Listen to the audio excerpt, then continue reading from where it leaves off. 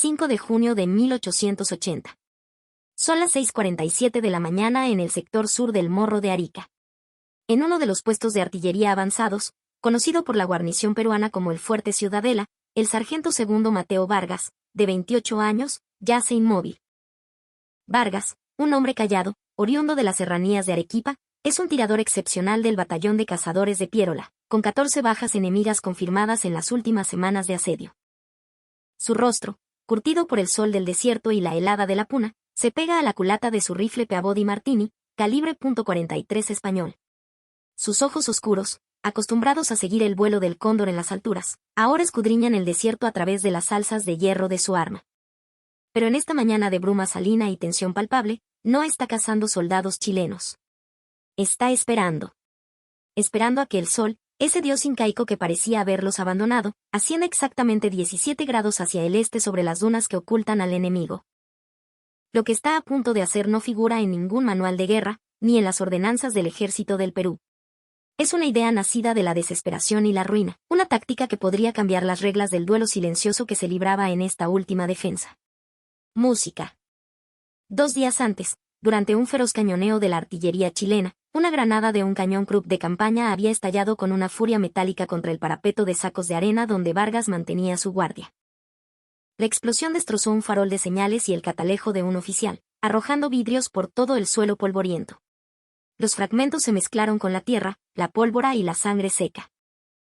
La mayoría de los soldados, una vez pasado el estruendo, simplemente habrían apartado los escombros con el pie para despejar su puesto de tiro.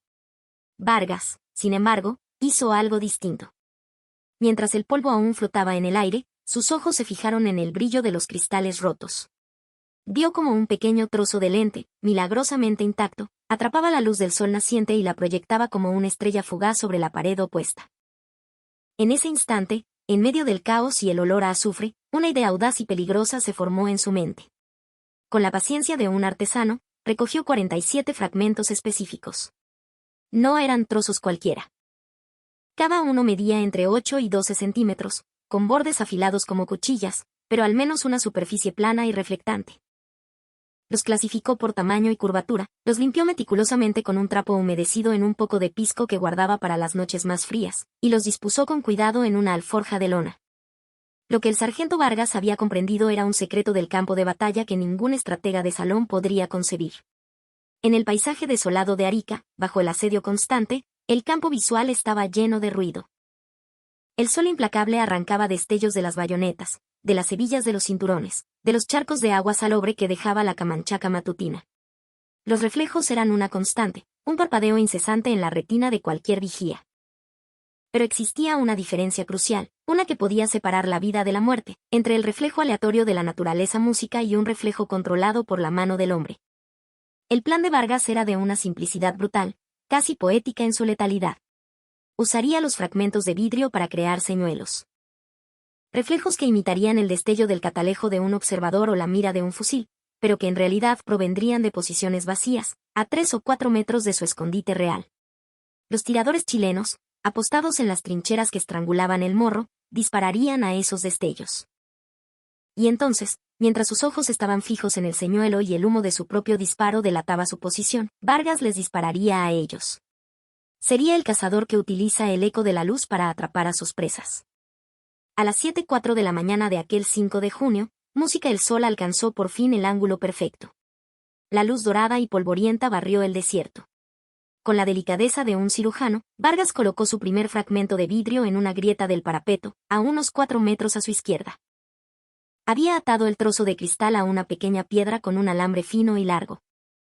Tirando suavemente del alambre, podía ajustar el ángulo del vidrio sin exponer ni un solo dedo, haciéndolo girar hasta que el reflejo se convirtiera en un punto de luz cegador, apuntando directamente hacia las líneas chilenas, a unos 240 metros de distancia.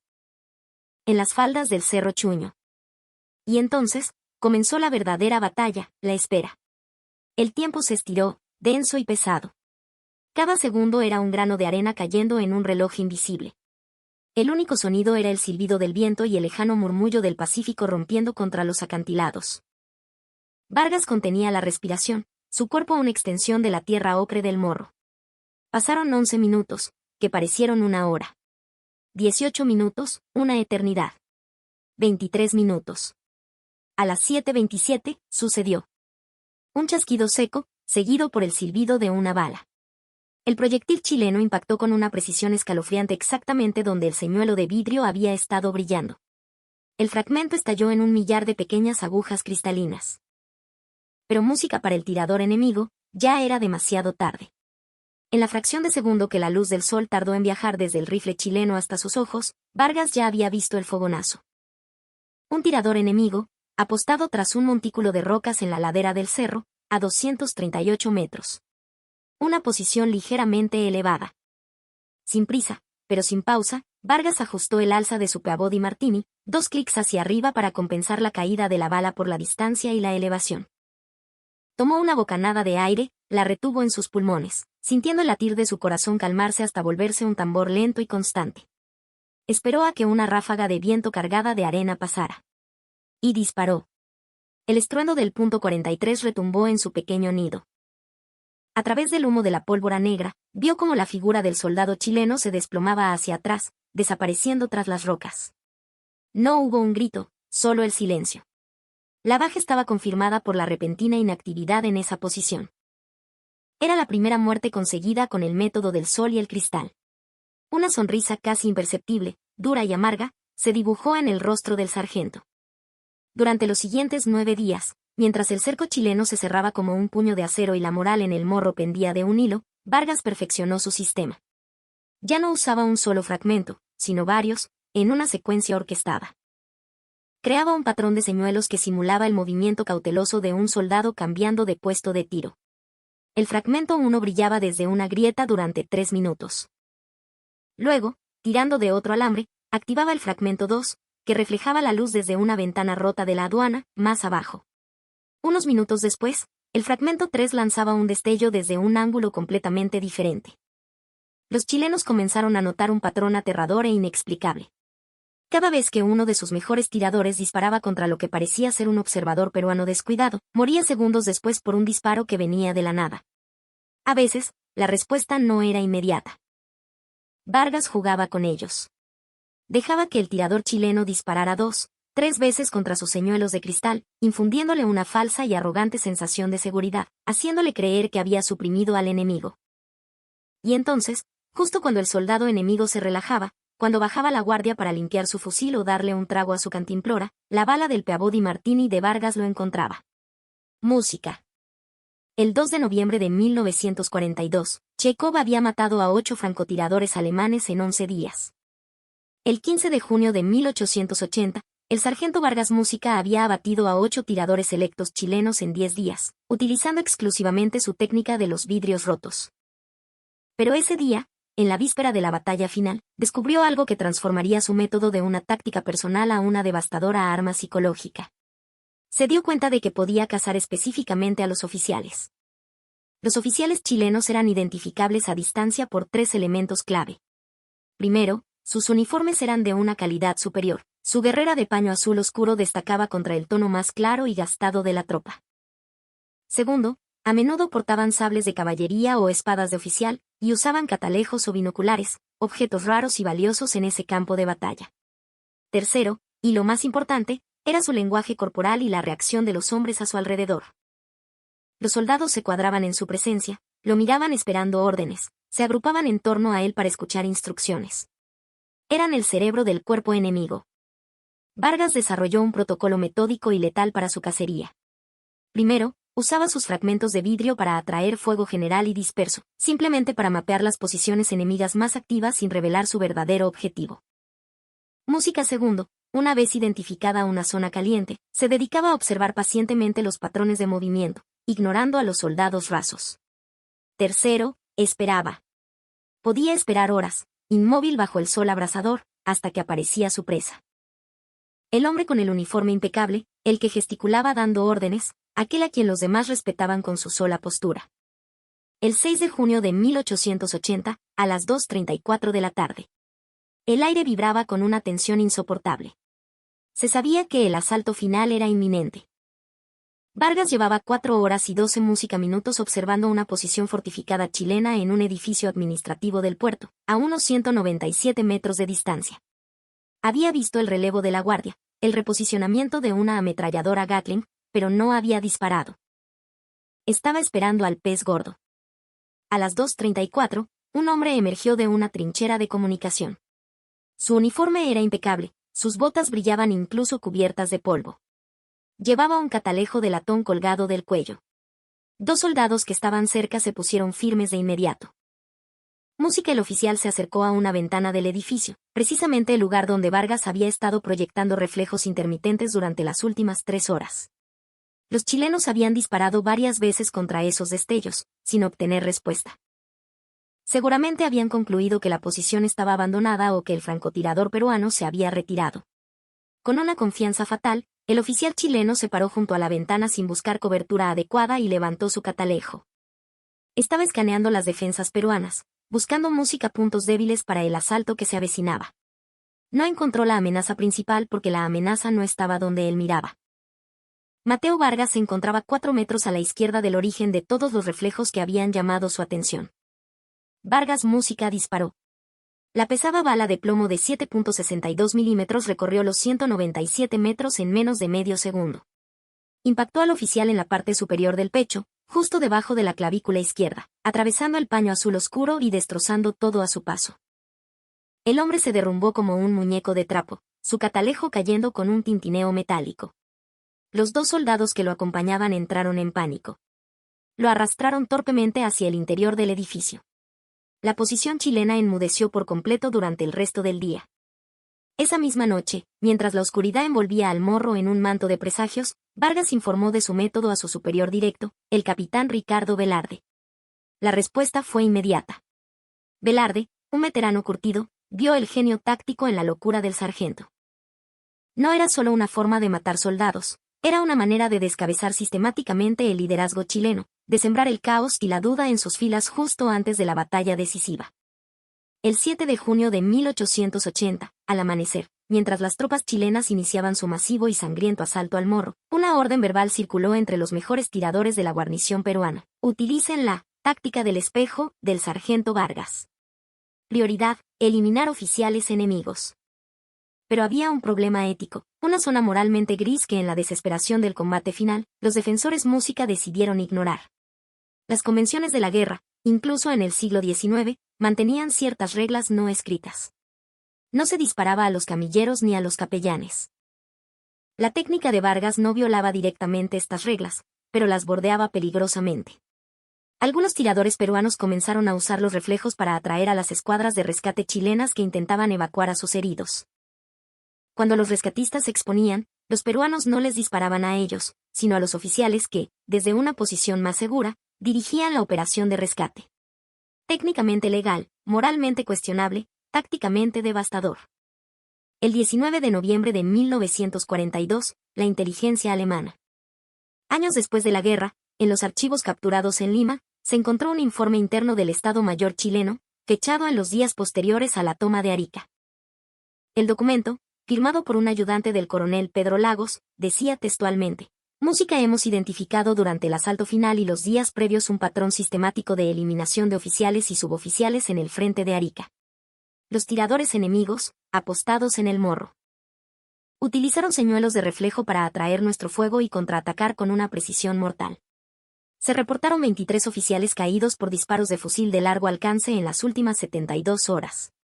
Una proporción 4 veces superior al promedio de bajas de oficiales en las batallas de Tacna y Chorrillos.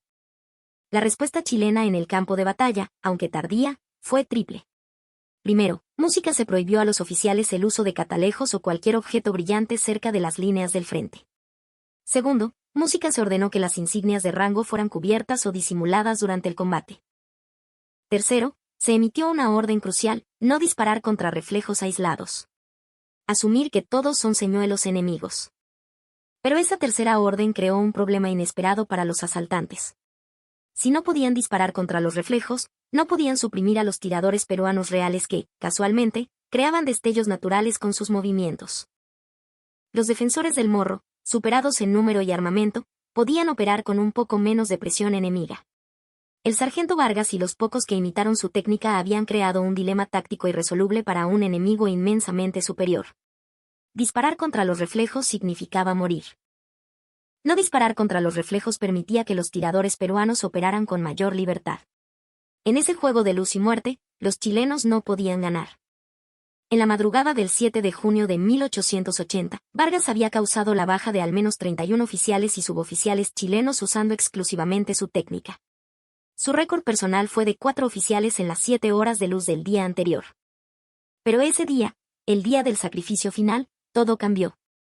Durante el brutal asalto chileno al fuerte Ciudadela, la lucha se volvió un infierno de bayonetas, corvos y disparos a quemarropa. En el caos, una granada de mano lanzada por un soldado chileno explotó prematuramente cerca de Vargas. La metralla le alcanzó en la pierna izquierda y el brazo derecho, destrozando hueso y músculo. No fue evacuado. No había a dónde ir. El morro estaba perdido. Sobrevivió, malherido, y fue tomado prisionero junto a los pocos defensores que quedaron con vida después de que el coronel Bolognesi y sus oficiales cumplieran su promesa de pelear hasta quemar el último cartucho. La batalla terminó ese mismo día con la caída de Arica. El sexto ejército alemán se rindió en Stalingrado. Más de 900 soldados peruanos murieron en la defensa. Los supervivientes, incluido Vargas, fueron enviados a campos de prisioneros en Chile. Música después de la guerra. Como historiador militar, he intentado cuantificar el impacto de la táctica del espejo.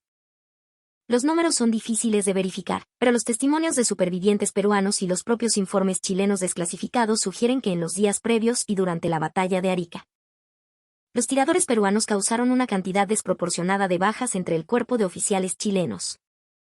De esas, al menos 180 muertes fueron atribuidas específicamente a tácticas de señuelo con vidrios rotos. La eliminación sistemática de líderes tuvo un efecto dominó. Unidades sin sus oficiales experimentados música tomaron decisiones tácticas más pobres durante el asalto. La cadena de mando se fragmentó en momentos cruciales, lo que, si bien no cambió el resultado final, elevó el costo en sangre que Chile tuvo que pagar por la toma del Morro. El coronel Bolognesi escribió en su última carta: «Tengo deberes sagrados que cumplir». Sus hombres, como Vargas, cumplieron los suyos con una creatividad nacida de la más pura necesidad. Mateo Vargas sobrevivió a la guerra y a los duros años de cautiverio. Recibió la medalla de los defensores de Arica, pero su nombre nunca figuró en los grandes relatos. Regresó a su natal Arequipa. Trabajó como maestro de escuela primaria durante 34 años. Rara vez hablaba de la guerra. Cuando lo hacía, nunca mencionaba los vidrios rotos, nunca mencionaba a los 31 oficiales. Simplemente decía, con una voz tranquila y melancólica: «Hice lo que tenía que hacer para que mis camaradas, mis causas, tuvieran una oportunidad de sobrevivir un día más». Murió en 1927, a los 75 años. Su ingeniosa táctica nunca fue documentada oficialmente en los manuales militares peruanos. Permaneció como una leyenda, un susurro entre los veteranos del Morro. La historia del hombre que convirtió la basura de la guerra en un arma mortal. El hombre que hizo que los oficiales enemigos tuvieran miedo de las ventanas y del brillo del sol. La técnica de los vidrios rotos del sargento Vargas representa algo más profundo que una simple innovación táctica. Representa la brutal creatividad que florece en la defensa de la patria, donde cada objeto, cada fragmento de escombro, cada rayo de luz, puede convertirse en un instrumento de resistencia. Representa también la terrible zona gris de la guerra, donde las convenciones se doblan y la supervivencia exige un ingenio tan afilado como el borde de un cristal roto. Los chilenos aprendieron en Arica a temer los reflejos. Aprendieron que la luz podía matar.